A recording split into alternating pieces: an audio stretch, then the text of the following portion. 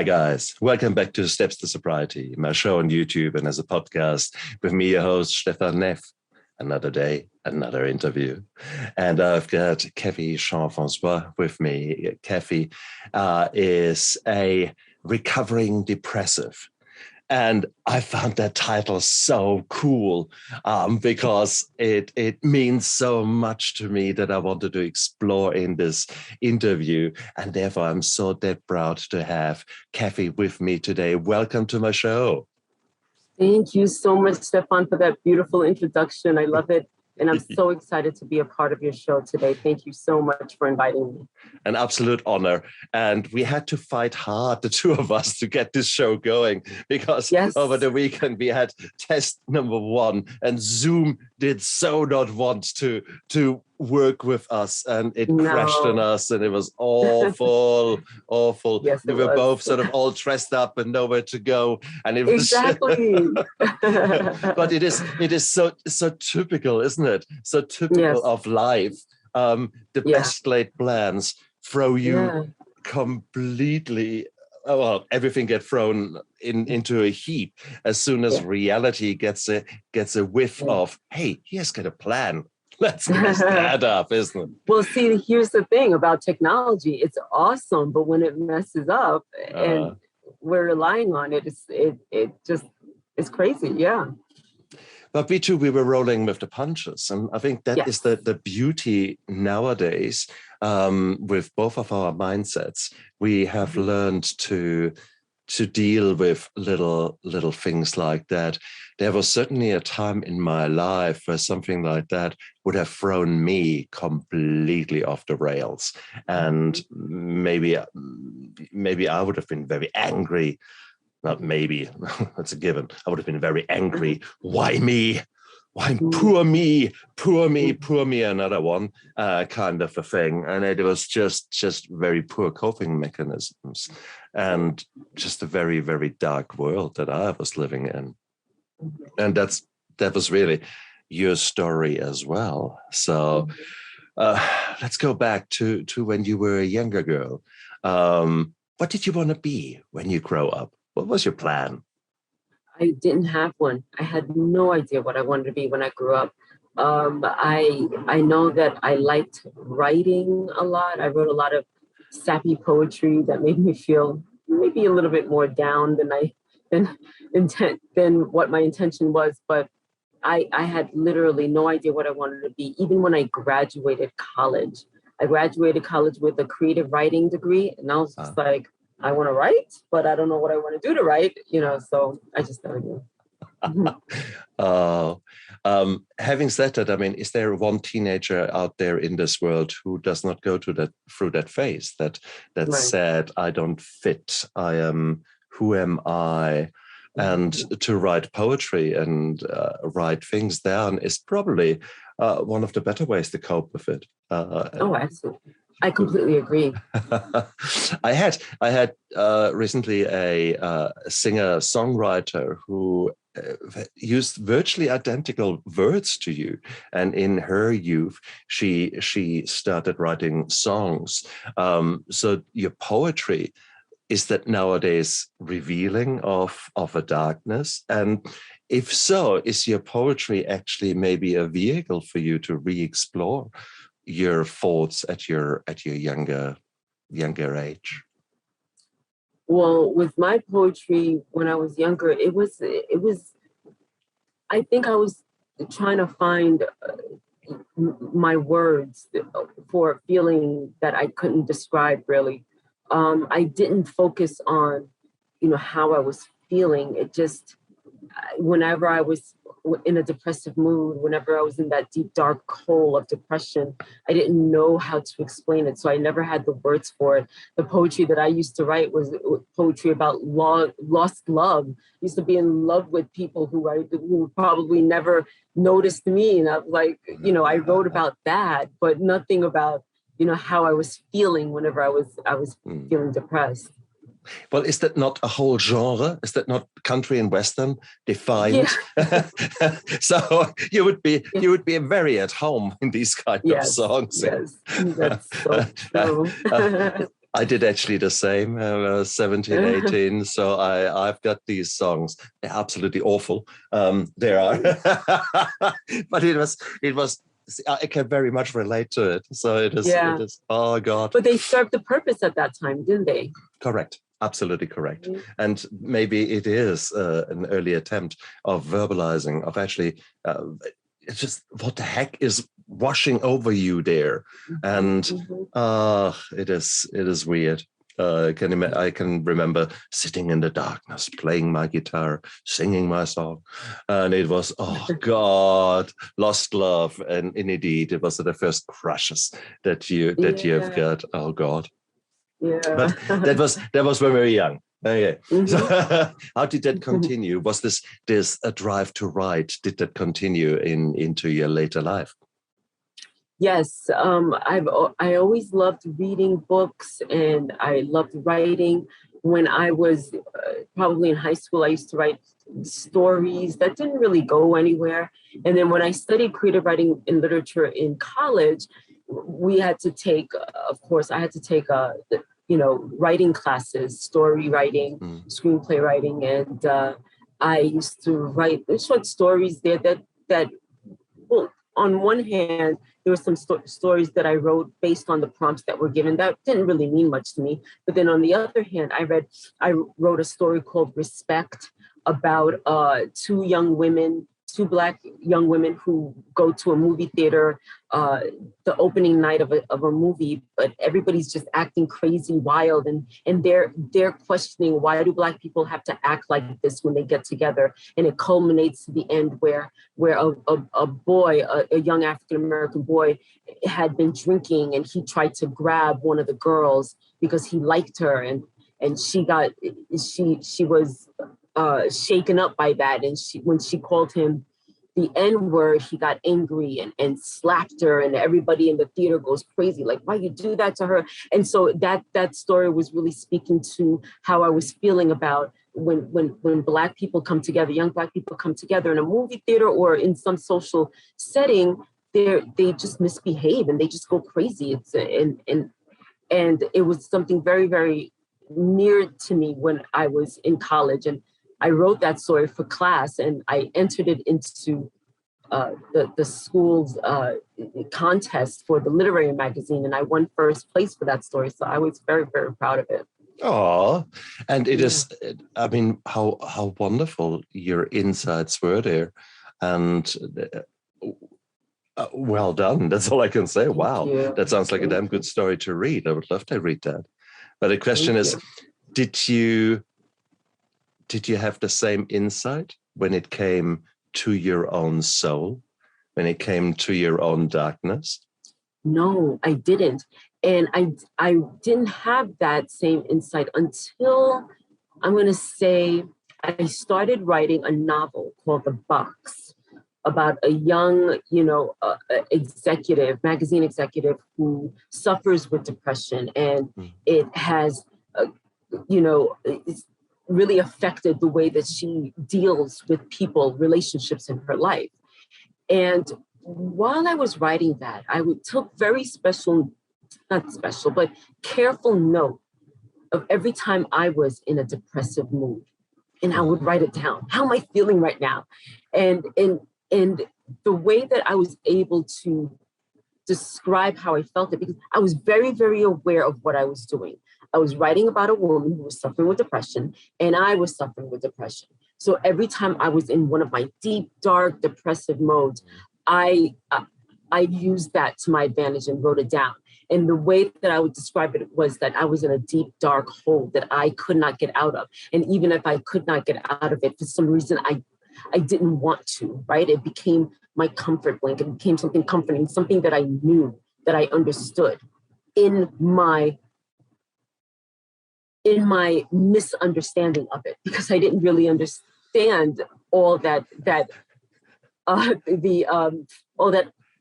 depression entailed for me at that time. Yeah. And so I really felt like, as I wrote down what I was going through, and I write this in one of my blog posts, that in one of a blog post that has not yet been published, I will be publishing in the next week. I wrote down, I felt like my writing down how I felt sort of gave me my power back. I don't know if that makes sense. It was like me immersing myself into my writing to really, really focus on what I was feeling in my depressive state. And I was able to take back my power.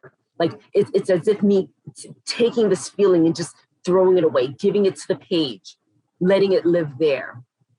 And I felt like that was one of the things that I did that helped me start to overcome the depression that I was feeling.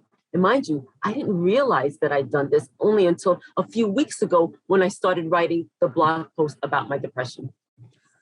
Oh, beautiful. Absolutely beautiful, because that just shows the power of journaling, the power of actually writing something down that deep inside is in reality a wave of emotion, a wave of neurochemicals washing over your brain.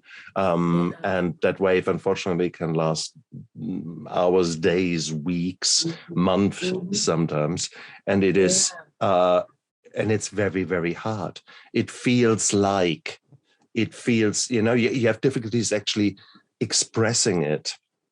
When you say, oh, I don't feel any joy, that doesn't mean much. But if you actually experience it, it's the most horrible feeling. Anhedonia, it's the medical term. In other words, you just really don't give a fuck anymore about everything that was dear to you. And that is one of those big signs of depression.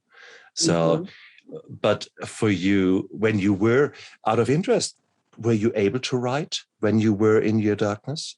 Or were you, no? Okay. So it was like, just don't want to. Right. When I was really, really depressed, what I would do is just like probably sit in a dark room or lie down and just cry and just be angry and be annoyed. If my sister asked me a question, I'd give her the attitude and, that type of thing. And depression has really become something that you consume yourself into, right? And then it becomes sort of like you're being selfish because it's all about you and all about what you're thinking and all about you being in your head, right? And I was able to write about, so I was able to think about what I was suffering with as I was suffering with it, yes. But I only did that as a means to, as a way to really get into my main character. So prior to that, every time I was going through one of my depressive episodes, I was just going through it. But when I started writing my novel back when I was 20 something years old, I was like, I need to record how I'm feeling right now. And it wasn't an easy chore. I had to find the right words, but I managed to do it because I had a very specific reason for doing it. Although that was not clear to you at the time, but it was that what it written. See, I think it was clear to you, just not to your real conscious. It was clear to you that you needed to shed light on, that you need to focus on that part of you that otherwise was running you for such a long period of time. You needed to make sense of that, and that was your outlet. And how beautiful is that? Regrettably, many of us don't have that insight and don't think positively about it.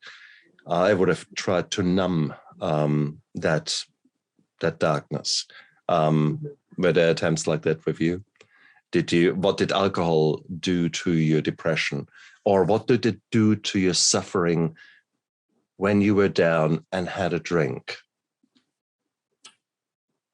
When I was down and had a drink, it didn't make me, a depressed drunk.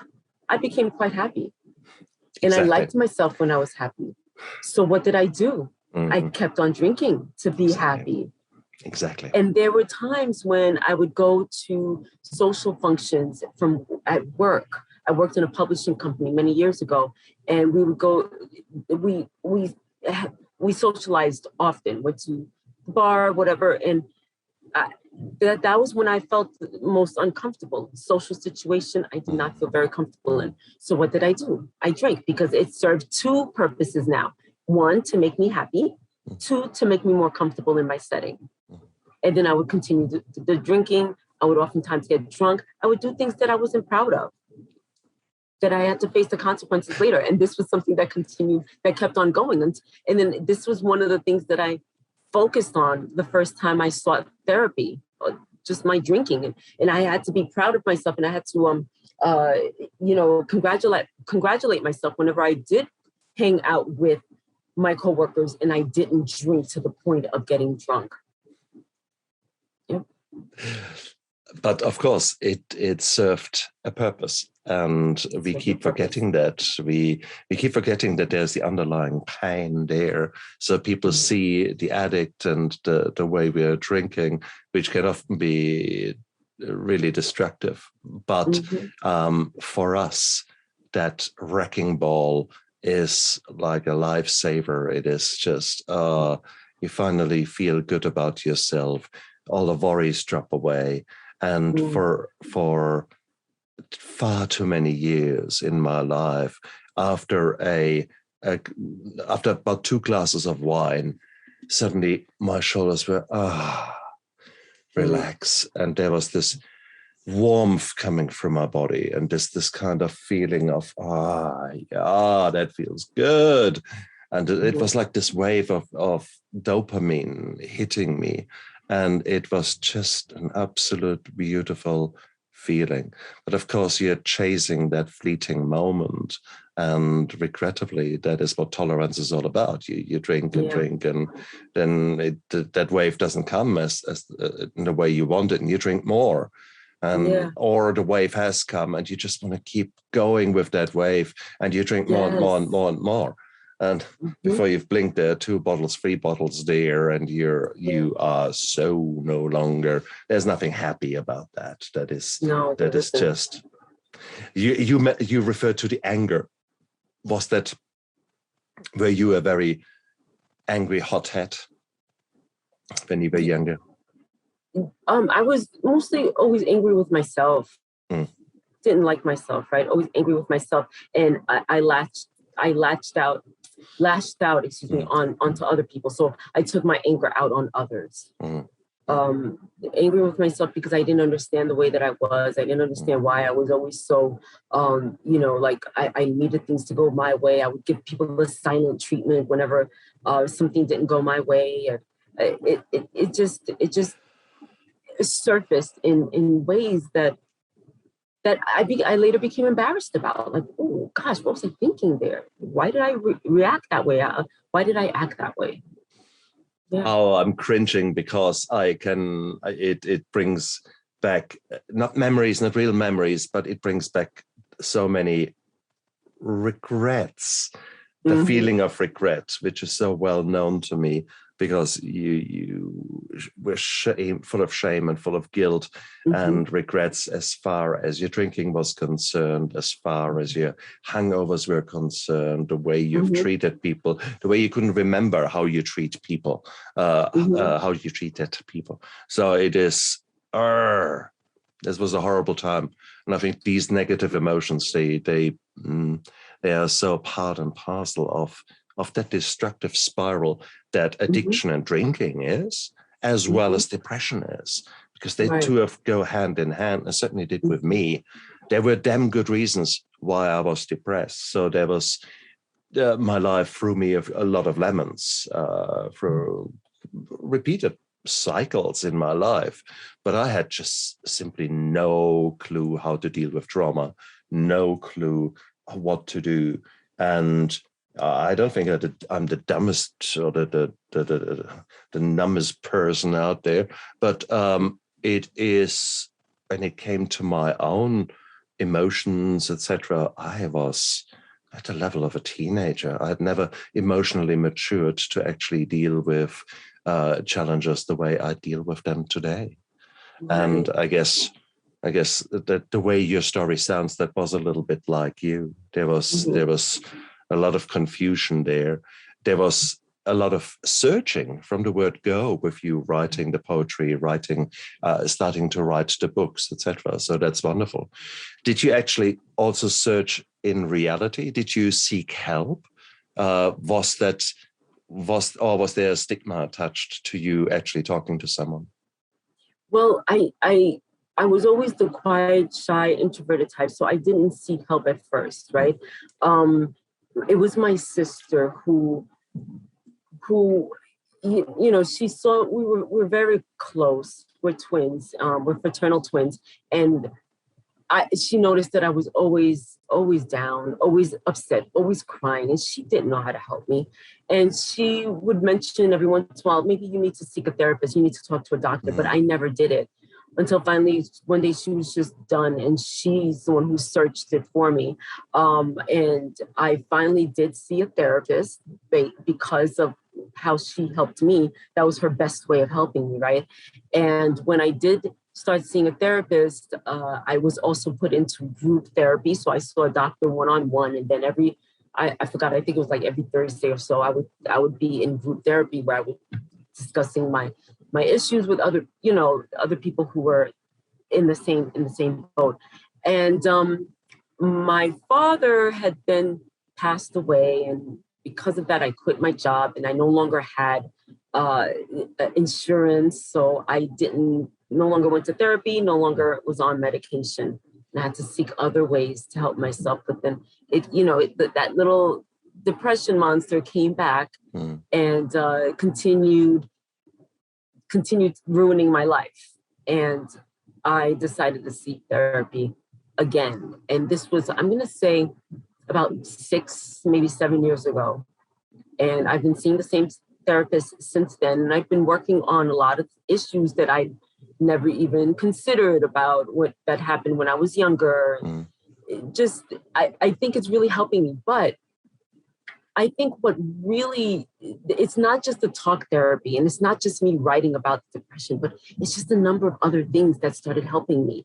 I started exercising on a daily basis, and I guess that helps with elevate someone's mood. And if you do it consistently, it continues to do so. That mixed with starting to meditate every day, say affirmations, daily affirmations about me being a good person, the world is a beautiful place, and I have a place in the world, and I can do the things that I need to do. I can become that published author, that type of thing. And I feel like it's in positive self-talk. There was a lot of positive self-talk. I listened to a lot of these teachers out there, Abraham Hicks and Wayne Dyer, all of these people. And I feel like it was a combination of all of these things that has really helped me deal with or combat the depression that I feel every single day. Because I still go through it. But I managed to find a combination of different things that help. And I was very lucky to find them. And it's interesting, isn't it? Therapy in itself, you sort of get the notion that you go there and someone is doing something to you. And that's actually not really true. Therapy is actually where you start exploring things that are happening in your brain and in your emotions, etc. So it's a far more active thing than rather sitting there and someone else doing something to you. So you actually started to take action. And I think that is where I liked the initial description of yourself. I'm a recovering depressive. Recovery really is full of action, is full of taking little steps. And that's exactly what you did. And that's so wonderful, that your decision to actually do daily exercise. Fantastic. Now, you guys out there are actually enough studies out there to clearly show that, first of all, exposure to outside and to light is such a beautiful thing. And it gives you that wave of good feeling, and you can measure that in the way neurotransmitters are being released. So exercise and being outside is something very positive. The sun is an antidepressant in its own right. And if you then start getting your heart rate up, bingo, and you can study that feels good, and you can show that in improvement of depression scores. So you did that, and you felt this feels good, and you realized it feels good, so therefore you kept going. And that is so brilliant. That's so brilliant. Often enough we say, oh, that was nice, then that's it. Boom. And go back. Yeah, exactly. Go back to your vicious circle there. And well done. So starting to take action became normal for you. How did you focus on your nutrition as well? No, I didn't. I didn't focus on my nutrition until probably about a year ago, to be honest with you. But when I started the exercise, it's a funny story, actually. I started exercising daily because my sister was. Now, I mentioned that we're twins, and we would go to what's called the Twins Festival every year in Ohio. There's a Twins Festival with thousands of twins gathered together to just have a really great weekend. And my sister was like, I'm working out and I'm going to look good, but you're not. We're not going to look so much like twins. And so I started working out, like maybe I always felt like I was so busy, right? Being a teacher, I don't have that much time. So I would work out maybe once or twice a week, and then on Saturdays and Sundays. And then I said to myself, I started noticing some difference, what my body was looking like. And I was like, oh, I like this. So that's when I decided, I made a New Year's resolution. The only time I've ever in my life made a New Year's resolution, it was to work out every single day. And I've kept it since. And when I started working out every day, it wasn't until a few months later that I realized, I was like, whoa, I haven't been depressed in a long time. And I was like, it must be the working out.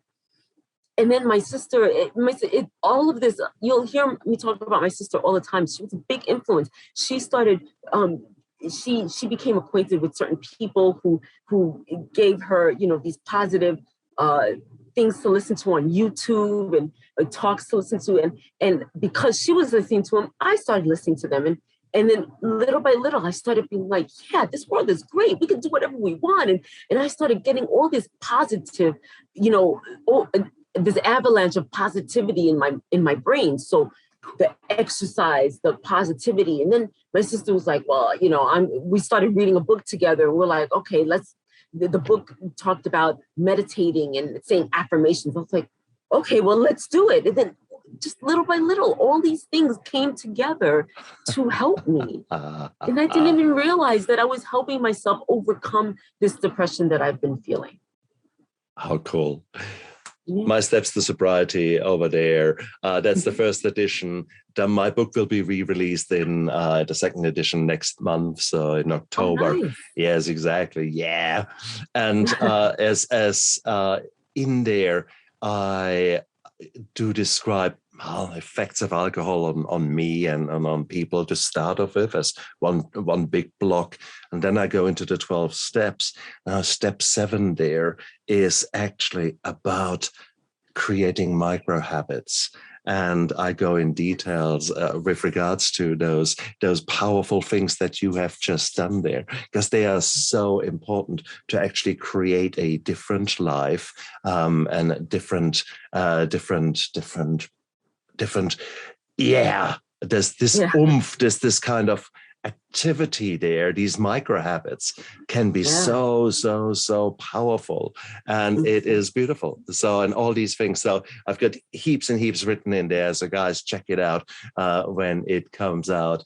And it is basically, whilst it is looking at alcohol and sobriety, it is so applicable just as much to any recovery from mental health problems. May that be a nasty bout of PTSD surfacing, or may that be any kind of other negative emotion, such as depression. Because the steps are the same. The steps are ultimately a logical way forward to seek connection. And you had this beautiful connection there with your sister. And I want to I want to go back to Saturday, because there in our shitty interview, you gave me that example of her writing you a card. And that was such a beautiful thing, because I want to spell it out that depression is not a solo disease. It's not a disease that only affects you. Tell us about that card that she once gave you. I wonder if I still have it, but I solely remember that during one of my depressive states, my sister had purchased the card from the store. I wonder if she remembers this. I haven't even brought it up to her, but she wrote in the card, something to the effect that I don't know what you're going through. I don't know how to help you. Just know that, I'm there for you. And, it was just her trying to reach out to me to let me know that she was feeling just as hopeless. I was feeling hopeless about my situation, about my world, about not understanding what I was going through. And she was feeling hopeless about how to help me. And I must still have it somewhere. I've moved since, but I would love to find that card and show it to her and see what she says. It is such an important little bit, because that little card meant so much to you. Actually, here it is. It still is in your memory as a big anchor point, and it is beautiful, because it is that little spark of light in your darkness that you will always appreciate and remember for what it was. Such little things for you guys out there can be lifesavers. For you to do that phone call to someone, for you to not give up and just say, hey, shall we go for a coffee? Regardless if for the 10th time that person says no, it doesn't matter what the answer is. The point is that you made an effort and showed that you care, because depression is such a lonely disease. It is, you isolate yourself. You basically break off all contacts. That's all part and parcel of depression. And it is, and sometimes you can be very angry with yourself, as you described it, or with others. So therefore you're lashing out because of your own anger against yourself. You're lashing out at others. And they, of course, say, well, fuck you then. Okay, I will not. Exactly. And you're isolating yourself further. So now to just actually say, hey, look, I see that you're hurting, and I really don't know what I can do, but just know that I'm here. Wow.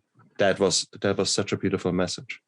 And the other thing what I want to say is that depression is not a lonely disease. Oh, it is a very lonely disease, but it does not only affect you. There is at least, each of us has got one person who's really our close sort of affected person. Well, if you are hurting, they are hurting. And if you now imagine that that 1 in 3 people will develop depression in their lifetime, and I mean real depression, not just a little case of blues, then you can imagine that actually more than half of the population of the world will be affected. Therefore, if you only assume that one other person is affected by the life of the depressed person. And that's actually not right. If you were to really look at nasty things happening to one person, how many others are involved? In some studies, that's up to 25, 28, 30 people are directly affected by whatever happens to the one person. So if you imagine that, the snowball effect, Christ. Oh, gosh, yeah. Isn't it? So everyone out there ultimately will be affected one day, sooner rather than later, by depression. Yet, when you are depressed, it feels like you're alone. You're just blinkered. You cannot see that. And there could not possibly be any help out there for you, because it's all so dark and no one could possibly feel like you. That's exactly what it feels like. You're completely and totally alone. No one will ever understand what you're going through. You will never get out of this darkness. That's exactly what it feels like. Yeah. And that is so important that we recognize that. And it takes many little things to get out. I think the one thing that I want to say as a doctor is that there's a huge spread of cases and how they manifest. So I always call the depression a chameleon of symptoms. And the other thing is that it is such a weird disease because for some people, simple interventions, they are not ready for that. They are not ready to work on it themselves. They need medications. They need maybe much stronger input, like involuntary hospital admissions, because they are so bad in their depression that it becomes really not just a risk for them, but maybe also to others. People who are very suicidal, or people who are just so depressed that they don't eat, they don't drink. So if you just let them, they will just die and pass away. And therefore, in such cases, there might be electroconvulsive treatment if drugs are not an option because they have side effects or reasons whatsoever. So there's a whole range from the really beautiful many little things you can do yourself to the whole gamut on the extreme other sides where you are just completely passive and unable to do anything, and really truly others have to help you. So therefore, we are not saying brilliant, you are seriously depressed, so from now on have a walk and that's it and nothing else. Bullshit. No, bullshit. Right. No. But, because so, what works for one person may not work for somebody else. Absolutely. Exactly. And the other thing you could say, what works for one person might not now work for someone else. That does not mean to say that 6 months down the line or in a year down the line, that other person does not get great help from learning to meditate, from taking on daily exercise, from stop eating crap and actually putting some nutritious and good vitamins into you. All these kind of things, they can play a tremendous role, but they might just not be at the forefront right now because that person has got other priorities in treatment. So can I ask you, so you've studied what depression can do to people. And so my question is, gosh, now I lost it. I completely lost my thought. I'm so sorry. Not at all. It will come back to you. It had to do with understanding when somebody is ready to receive treatment or is ready to let their depression go so they can start taking steps to healing themselves, or even people who are alcoholics who need to get sober. Have you come across any situations or any studies or whatever that show that, you know, there's somebody or there are people who cannot get themselves out of it right now, but have managed to do so whenever they felt they were ready to? You've just described recovery in alcoholism or in addiction. There is alcohol is a absolute nefarious disease, a diabolical disease, because as part of it, there is denial. So 95% of alcoholics will tell you and will believe it in their heart that they're not alcoholics. No. Look at him over there. Now he is an alcoholic. Me, I'm a social drinker. No, I just like this kind of social lifestyle. Social lifestyle, yeah, my ass. But that's 95% of people. So denial is part and parcel of that. Equally, remember that taking action typically happens in humans when they are pushed so far outside of their comfort zone that it is too painful to stay in that little bit of pain compared with the potential pain that taking action would entail. So I think you said it yourself. You started doing exercise. Now, you didn't start to do exercise because you had the realization that will help me. You just started doing exercise because, in this case, your sister.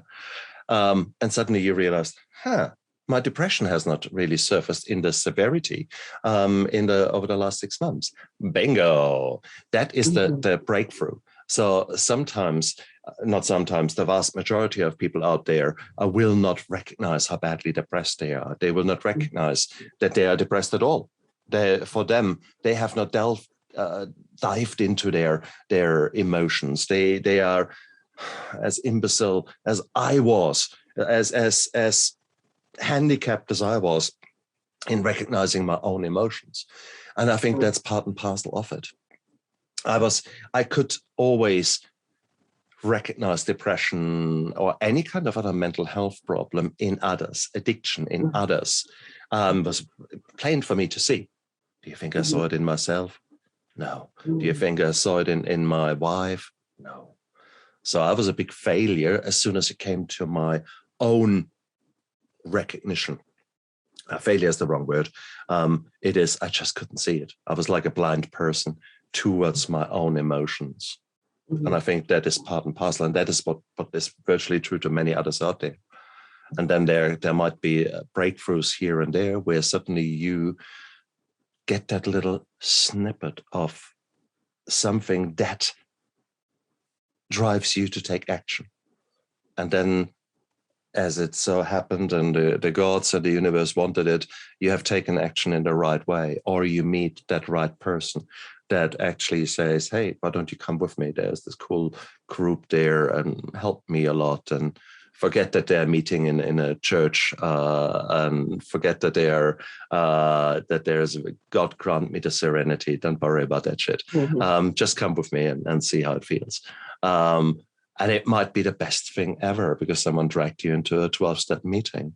Or it might be something completely different. There might be other meetings like Smart Recovery, where people don't focus on the addiction. They focus on the addiction, but they use different tools and different focus, how they address the same problems, a more science-based approach. That might suit your own belief system much, much better. If part of your drinking was because you have been abused by a priest when you were younger, yeah, that's probably not going well when to go to a church run AA meeting or something like that.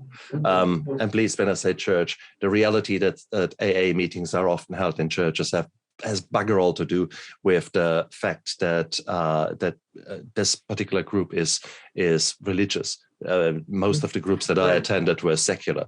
God had no role to play there, but the church makes the rooms available for free or for a token because they want to do the right thing. So that's the reason that you meet in a church. Okay, let's get that out of the way. This could be a gym, etc., but the gym owner would ask for money, unless he is an alcoholic and does it himself for that reason. But otherwise, that's the reason we meet in or AA meets in such places. So bottom line is, to answer your question, it is most people don't realize their own emotions and they need that help. And that help could be that phone call. That help could be your sister saying, come on, let's go for a walk. And suddenly you realize, that's actually nice. Walking, stretching, etc. And it's that taking action. That is what self-care and beginning self-love looks like. Oh, absolutely. Absolutely. You didn't like yourself when you started exercising. And you could have just said, oh, I look awful in that T-shirt and everyone will look at me now. I better don't go out and have another drink at home. But you chose to take action. And that is so beautiful. That is what a recovering mental health patient, addict, you can add in there whatever label you want to put onto yourself. Recovery is taking steps in the right direction. It is being positive and accepting that this is a trial and error journey. Because what works for one doesn't work for others. It is. So you just have to roll with the punches. And I should just see, okay, I've had my pity party long enough. I've been in the dark now. Let's call it not pity party. I've been in the darkness so long. I'm ready to go out there and find the light because I've seen that little spark there. Hang on, let's just, where was that spark there? And that is really what you did. And that's why you are my hero. Thank you. Absolutely. No, Cathy, that is so important. And therefore, and I want to highlight that, and I want to bring that out. And that's why you are the role model, ultimately, for milder forms of depression, where you did all the right steps. And look at you now. You're here a guest, and you're actually sharing your passion. You should see your eyes. They're full of passion. There is Wow, thank you. Absolutely, but that is waiting for all of us out there. If we actually accept that we're in shit, and that we're actually accept that also that others were in the same shit, but now are having their lives sorted. So how did they go about it? What worked for them? And see if that works for us. And probably for everyone out there, your journey should start with seeing your family physician. Go to a doctor who knows you, or if you haven't got a doctor, find a doctor who knows you, your GP, your family physician, because there are actually secondary cases of depression. Now, primary means it just happens and you are depressed. Secondary means you have got a biological problem sitting in there somewhere. For example, that gland here, the thyroid gland, is important to get your metabolism sorted. Well, if that is stuffed and is not working well, your mood is low. And the same with certain vitamins, with if you're anemic as a woman because you have been bleeding from your private parts and you have got trouble there, and you're actually running on half of the red blood cells that another person has. Well, no surprise that you're down and tired and out, and it can very much mimic a depression. So that your first start should ever be with a doctor to get yourself checked out. Also, you don't know what the resources are in your area. Whilst if you were to talk to your doctor, you're not the first case like that has come through. So he has got already a network of people set up who says where he can just pluck you in and say, hey, look, I know your circumstances, so maybe that particular practitioner, that particular psychologist might be really good for you. By the way, here are some vitamins. And by the way, here is some more blood tests, and we'll check further. And you did so well for coming. Can I see you again in a month's time or in 2 weeks' time, etc.? So bang. So you've got all these things on a plate here, just there ready for you.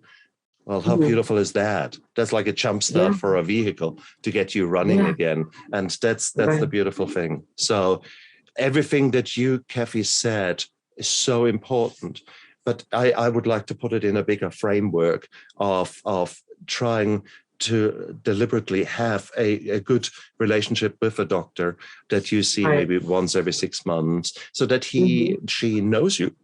And actually, you're always ticking on a good, so that your maintenance is good. And if you then are getting hit by a mood disorder or by addiction or then this person already knows you, and she can work from a baseline.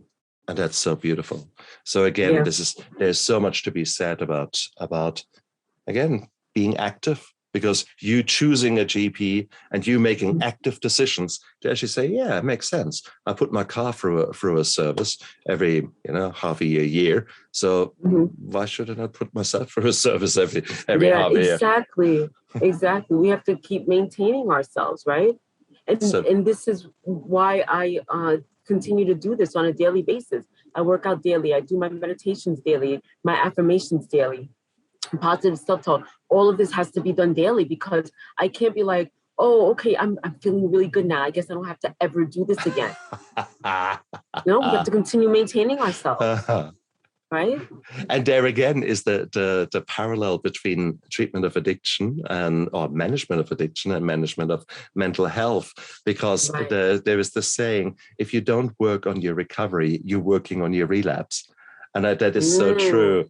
So don't do the basics right, and you very soon get the darkness coming back. There's no two ways around there.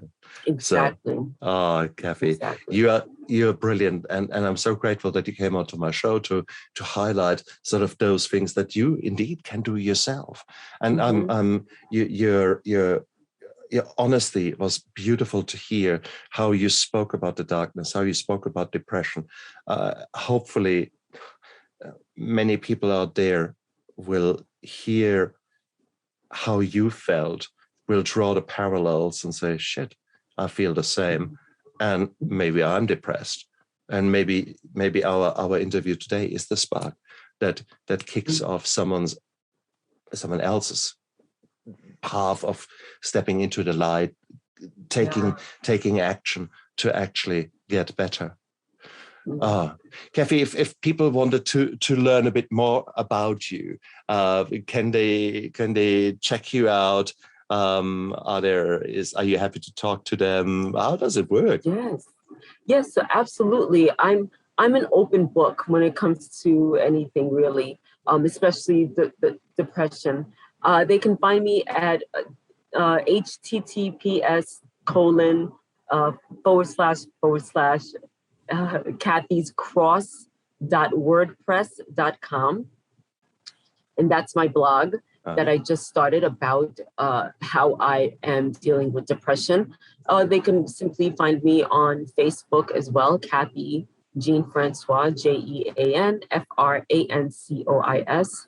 And I do have another blog called TiedTheKnot.com. It's simply TIGHED, the knot, THEKNOT.com. Beautiful. And look down there into the description of the podcast and of the YouTube show, and you'll find all the information in there. Thank you. And whilst you're down there, you might as well press the subscribe button. And that helps the algorithms and bring us more out into the light, because I so hope that in these many beautiful interviews, we're coming now up to 200 interviews, that there is so much information out there for people to find hope, because that's really what I want to see myself as, the merchant of hope, the bringer of hope, because I didn't have no hope for my own recovery. I was helpless, worthless, hopeless in my suffering, and it was it was a big lie that was actually that depression and addiction told me. A lot of lies I believed that my body told me, my mind told me, and that's a heap of bullshit. Because no, you're not alone. There is hope. There is help. There is hope. Yeah. There's a huge community of people who are recovering mental health patients. And some of us are indeed truly outspoken, like you, Cathy. And for that, I'm so grateful, because it is therefore we're bringing it out of the shadows, out of the hiding. It is not a taboo. It is not something that, oh my God, you should be ashamed of. Bullshit. Right. It is normal. It is normal that you have a bout of depression in your life. Yes. And the more we can normalize that, the more, just as much as you say, okay, I really got a bad cold, I need to see the doctor. Well, I've got really a bad mood and persistently low mood, I need to see a doctor. Well, would that not make sense to just actually say, yeah, I've broken my bone, I probably need to see a doctor, I need to seek help. And please seek help, guys, because the help is waiting for you. There are people out there who want to connect with you. There are people out there who have gone through knee-deep shit, but they kept going. And look at where they are now. Look at Cathy now. It is beautiful. The new and improved version there on my show. What shall I say? Exactly. And it's so bizarre. Here we are laughing about something that we would have been mortified to speak about when we're at the depth of our depression. So therefore, guys, life is too short. You can do it. You can do it. Please, please, please go out there and make that connection and let the hope come back into your soul. That is really what is waiting for you. The recovery is the most beautiful journey that you possibly could imagine. Mhm. Cathy, you're gorgeous. Thank you so much for coming on to my show. Thank you so much for your honesty and your humility in sharing all that with me. It was, if we can just make that heard out there, I would so love that. Yeah. Stefan, thank you so much for having me on your show and for helping to give me a voice to what's going on and how I can be of service to other people. You know, I'm just trying to do my part, I think. But thank you so much. An absolute pleasure. And you guys out there, stay strong. Look after yourself. Bye. Bye-bye.